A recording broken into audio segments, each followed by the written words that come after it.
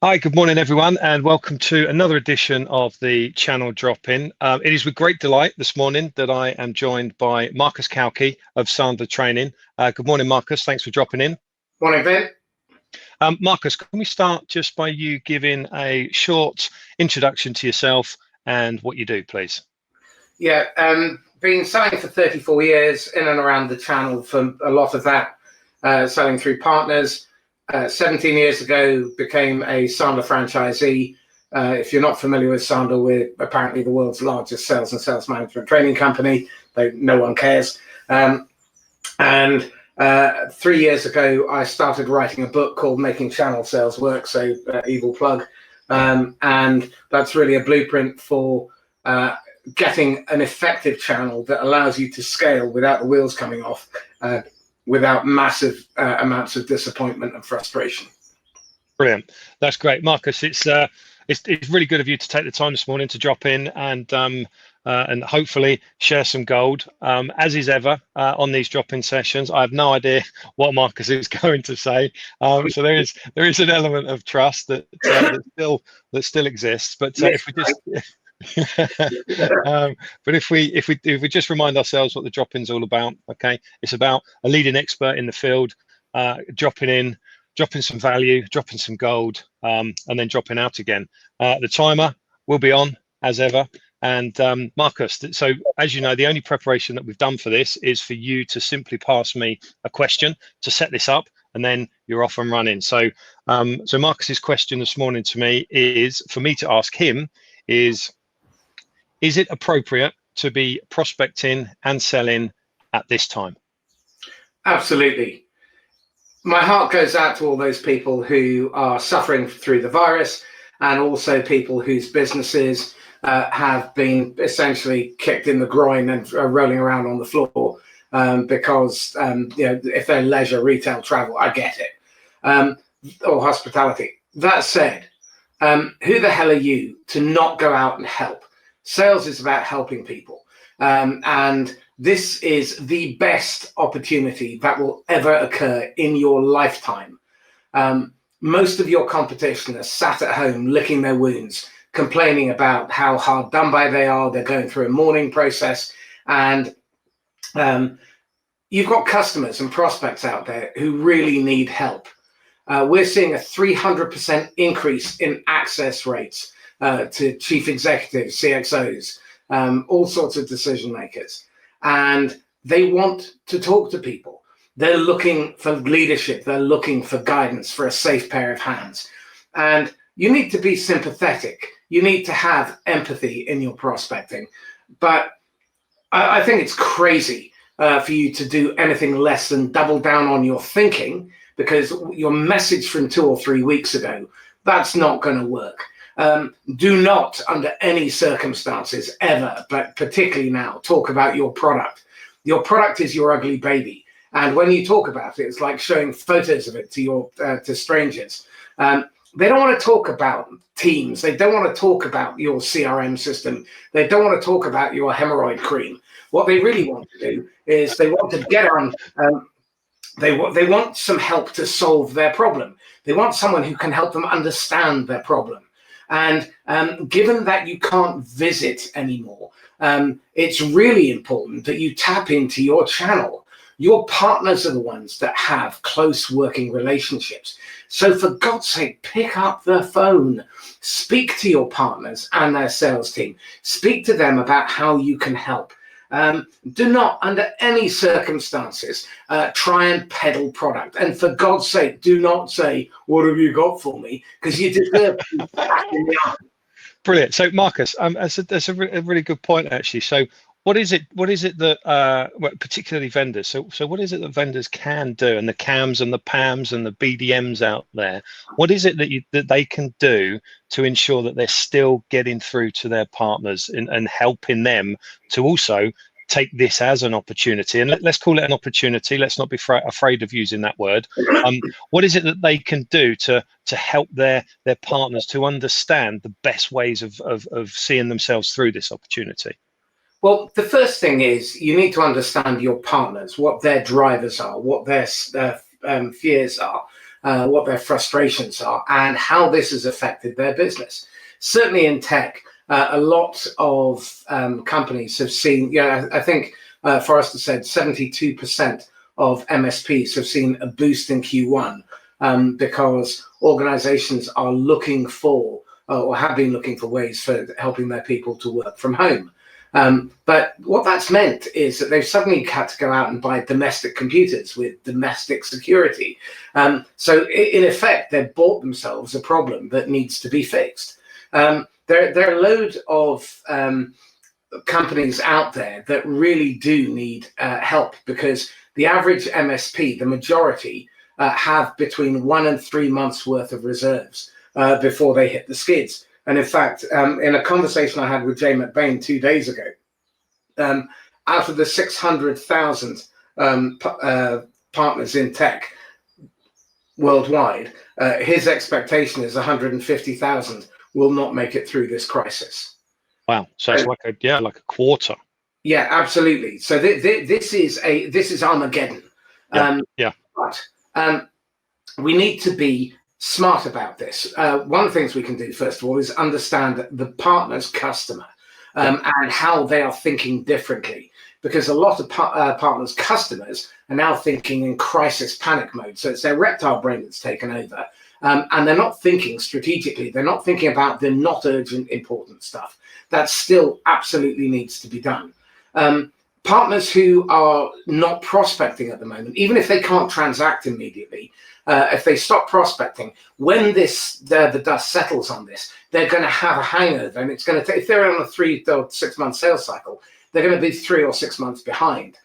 So now is not the time to stop prospecting. So whatever you can do to help them get back on the horse. The other thing is make absolutely sure that you are working as a partner, i.e. you are helping them to get better. Now, I know this is going to be controversial, but let's be honest, the majority of people in tech are at best order takers. They are nowhere near salespeople. Okay, they are shit at selling. And by that, I mean, what they do is they come up, they turn up, and then they show up and throw up. They quote and hope, and then they sell and run. And then they hope to God that they're going to get an order. And they're 1 of 3, 5, or 7. That is not salesmanship. Your partners need help in selling. So teach them how to sell. And if you don't know how to, and there's a very good chance you don't, get help. So that's my advice. And stop faffing. This is no time to be weak or meek. Weak and meek. Marcus, do you know what? As ever, I genuinely love these conversations. I love the way that you just put it blunt, come at it hard, and rightly so, because it's a very real situation that we're in. Clearly, I would love to break my own rules here and just carry on listening to you, as I'm sure everybody else would. So what we might need to do is maybe we do a second edition, maybe a third edition, a fourth edition would be would be great. But if I may, just to finish off, I think there's a couple of things that I noted down that I thought were really, really important. And please tell me if I've got them wrong or in the wrong order. But certainly, it is okay for us in tech, and certainly in sales, to see this period as an opportunity, not an opportunity to be taken advantage of or to jump on a bandwagon, but to be smart about it, to help our partners. And by doing that, we need to understand them, but as well, we also need to understand their customers, because actually what this has thrown up is not only a reminder for the good things and the good habits that we should be doing anyway, but it's also a reminder that actually lots of businesses have now got new problems to fix, and problems that they didn't know about before, and you only know about it when it happens. Can I give you a great example? Please, let's finish off with that. I'm working with an MSP client, and they're really good at what they do. But one of their clients has shelved everything to deal with the coronavirus. And so they're not putting in place the stuff that allows them to collaborate. All of their staff are now working from home. So they've got thousands of people who are now using their own devices, using domestic routers, domestic security, domestic laptops. And the board has put a freeze on all spending.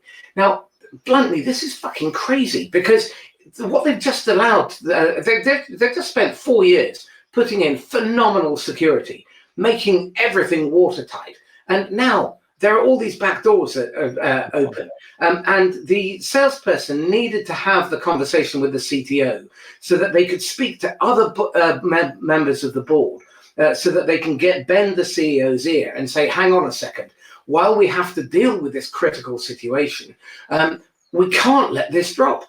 Because it's become more urgent and pressing than ever that we have security, that our policies are more robust, that our people understand that they shouldn't feel comfortable and safe in their own home because they're more likely to respond to a phishing email. All of this stuff. Now, part of the problem here is the vendors don't really understand how to be good partners. I've developed something called the Channel Sales Excellence Audit. If anyone wants a copy, just get in touch with me through Glenn or via LinkedIn. And it will tell you whether or not you're a good partner, because chances are you're allowing your partners to accept crap like that we should drop this project because it's not imperative in the immediate future. It bloody well is. Good. Yeah, no, I totally agree. And also you've set me up for the kind of the conclusion there. One, I think the main point is, in response to the question that we started this off with just a few moments ago, is it appropriate to continue to be prospecting and selling during this time? The answer is absolutely yeah. But don't be rubbish at it. Be a bit smarter and understand your partners and their customers' situation. Behave appropriately, be sympathetic, and make calls that actually add value. 18 months ago, CSO Insights released a report, and it said 85% of CEOs hate receiving cold calls. In the same survey, 83% love receiving good cold calls. Okay. Yeah. Okay. Do not That's the difference. Talk about what matters to them. Enter into their world. And if you want, type into Google cold calling child's play Anna, A-N-A, Cauchi, and go to YouTube and watch my 11-year-old daughter doing a cold call that will make you blush. Right, brilliant. So that is a really good point. So Marcus, quick final plug for the book. Go on, hold it up. Let's have a look. Making channel sales work. This is a blueprint on how not to screw up your channel. If you're trying to rekindle it or grow one, or you want to scale fast without the wheels coming off, this is the book to read. Buy it for your friends. Great Easter present. Amazon? Amazon for Kindle, or go to southeast.sandler.com/uppercase MCSW for making channel sales work, and we can send you a physical copy of the paperback. Brilliant. So what we'll do is after this, Marcus, if you can send me a link, that link to the book. How else can people get in touch with you, Marcus?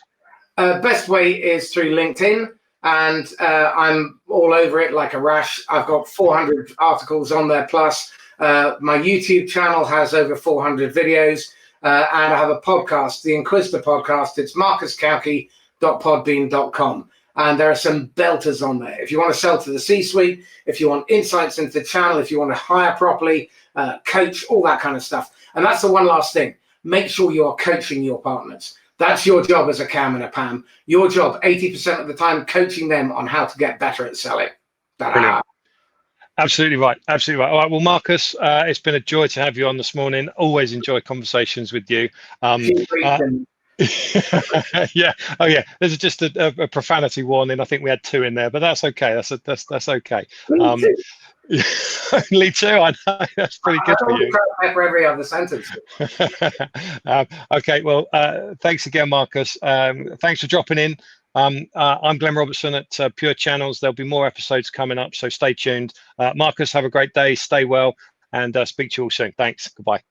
Bye-bye.